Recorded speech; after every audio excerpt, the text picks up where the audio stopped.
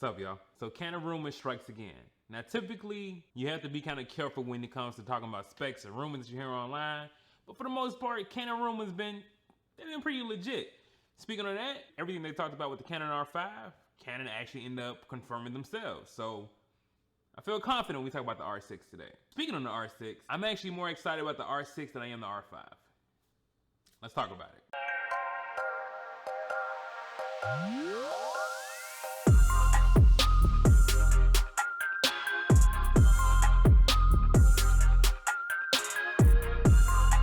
So, what's going on, everybody? Welcome back to another episode of What the Frame. If you're new to What the Frame is a series that I started to talk about camera rumors, camera specs, camera leaks, things of that nature. But usually when I talk about this, I fact check this. I'm not just talking on my ass here. Secondly, if that sounds like something that interests you, make sure you follow me on IG and Twitter at Brookssmedia and sub to the channel. I promise you, got a lot of upcoming fire coming out. You don't want to miss that. Hit the notification bell while you at it. Moving right along, the Canon R6. So for those who actually don't know any idea what the Canon R6 is and heard any specs over, we're gonna go over just a couple of specs, not all of them, just the ones that stick out to me. And then we're gonna talk about why the Canon R6 is more impressive for me as a purchase.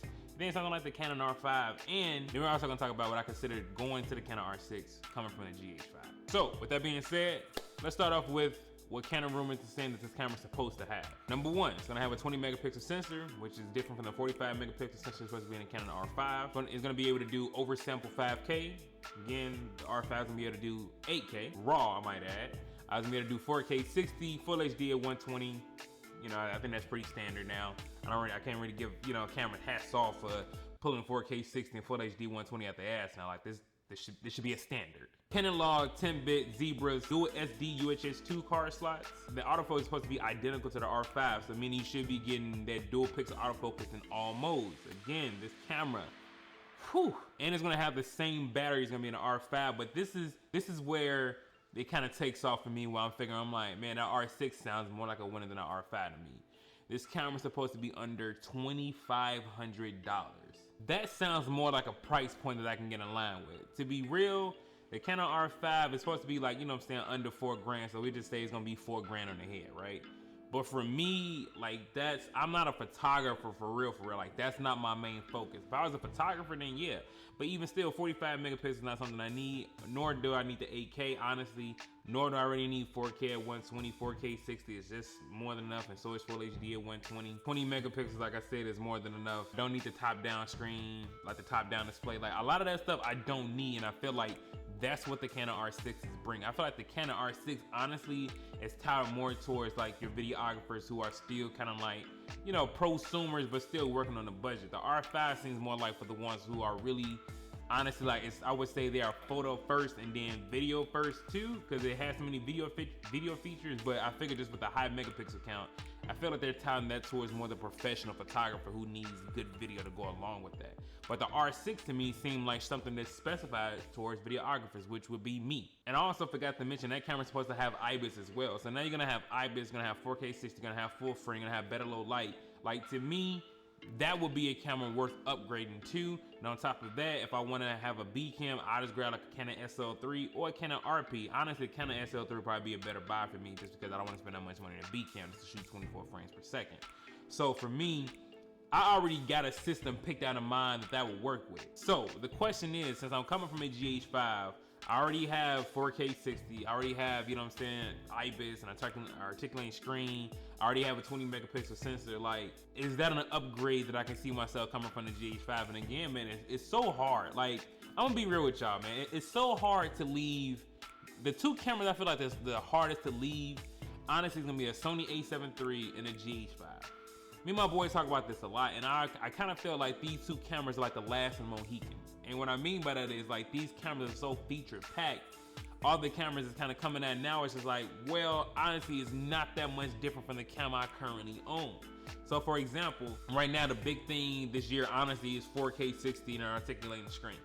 My camera has both of those. And my camera can do 10-bit internal at 422. And I have DCI 4K. Like, you see what I'm saying? Like, my camera, it checks a lot of boxes already.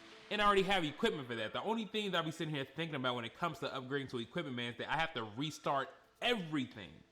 Where the camera system I have right now has currently and still is making me thousands of dollars for production. So What am I gaining by upgrading to these cameras? Again, I know we look at the specs and the specs be crazy, but for those who are trying to upgrade, you really have to ask yourself this question when it comes to upgrading to camera. Number one, the first question is, how is it gonna fundamentally change the way you shoot? Now for me, the way it could fundamentally change the way I shoot is in two ways: full frame and with dual pixel autofocus. As you guys seen from my XT4 video versus the GH5, autofocus actually can be make or break. So to have, 4K 60 dual pixel autofocus and full frame, that's the upgrade. I would definitely consider that an upgrade, and it will fundamentally change the way I shoot. The second thing is, has your camera prevented you from doing a job for your current clientele? I know a lot of us sit there and buy for the clientele that we want, and I get that, but at the end of the day, you have to worry about the clientele that's paying you right now. And granted, the Canon R6 has a lot of things it's going out for, but if your camera, again, if you had like a Sony a7 III and a GH5, again, you have to ask yourself, without sitting here getting to the whole full frame beating your head, without getting the whole, Canon is better, is your camera making you money still, and has there been a situation where it has not made you money based off its limitations? That's a question you gotta ask yourself. And for me, honestly speaking, it hasn't been a situation where the GH5 has not made me money or I cannot complete the job. So as much as I want that Canon R6, it's right now, it's just a want. It's not a need for me. Realistically, right now, for all the cameras that's coming out, I don't need any of those cameras. I may want them. I may want the XT4. I may want, the Panasonic S1H, or I may want the Canon R6. But realistically, I don't need any of those cameras. That's why I stand with that. But as far as just to wrap it up, the Canon R6, man, I'm gonna be real with y'all. That camera, honestly, I feel like is going to sell more than an R5 just based off the price point alone. The R5, again, is $4,000 with the R6 being under $2,500, and it has a lot of the features that the R5 is going to have, just minus the 8K, something that you're not going to use anyway, honestly. It's going to have Canon log in there, so you still benefiting from that. You get 4K 60, dual pixel autofocus in all those modes, and you get 10-bit.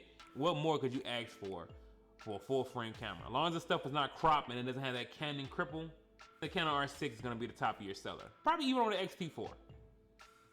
Maybe over the XT4. I don't know. XT4 is a dope camera. Nonetheless, though, man, let me know what you guys think in the comments down below. If you've heard about the Canon R6, are you interested in the Canon R6? And currently, what camera are you using? Are you going to upgrade? I'm really curious to know, for the people who are out there buying cameras like that. Is this the camera that you've been waiting for? And is this the camera that you're going to upgrade to? Other than that, man, I hope you guys enjoyed this episode. Stay tuned for the rest of this week, and catch you guys in the next video. Deuces.